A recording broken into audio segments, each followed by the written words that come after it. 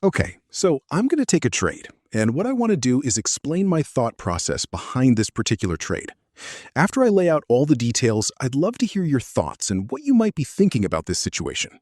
It's pretty rare, you might notice, that I actually enter a trade when there isn't yet a green point appearing on the chart.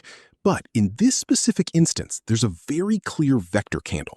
And as you can plainly see, this prominent vector candle is still active, with about 4 days remaining in its current cycle. So what I mean by that is we're less than 50% through the entire time frame, as these were initially 7-day candles.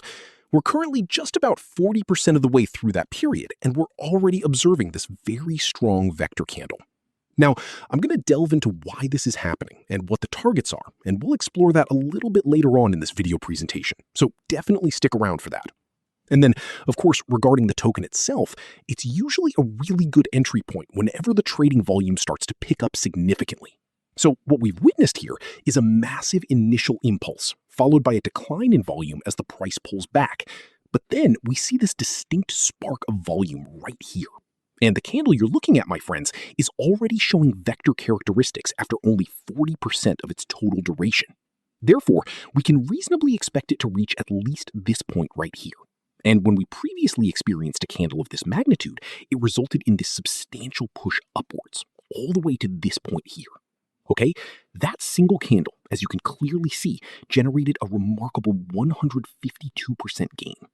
I'm aiming for a bit less, personally, but if we end up with a vector candle at the top, I'll definitely keep an eye on things and potentially adjust my strategy.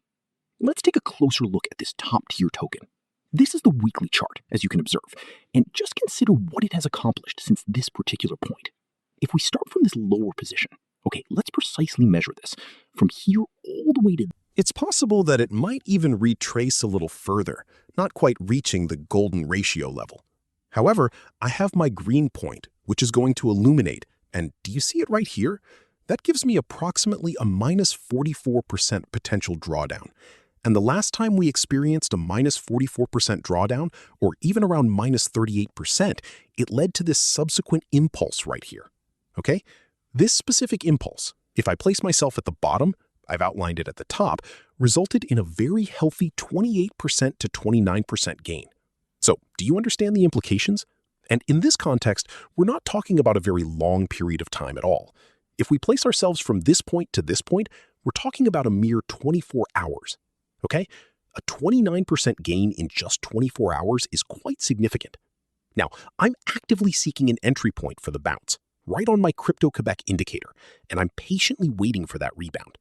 The initial take profit, TP target, will be at this location, but I am certainly prepared to hold this for the long term, because with this particular chart, I'm not really going to be satisfied with just a 100% gain, or even a 33% gain alone, simply because if we drop down to a lower time frame, we'll see it.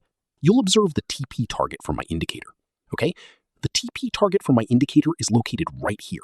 So if you take that into consideration now, it starts to make more sense that the TP target for my indicator is giving me a potential 90% gain, okay?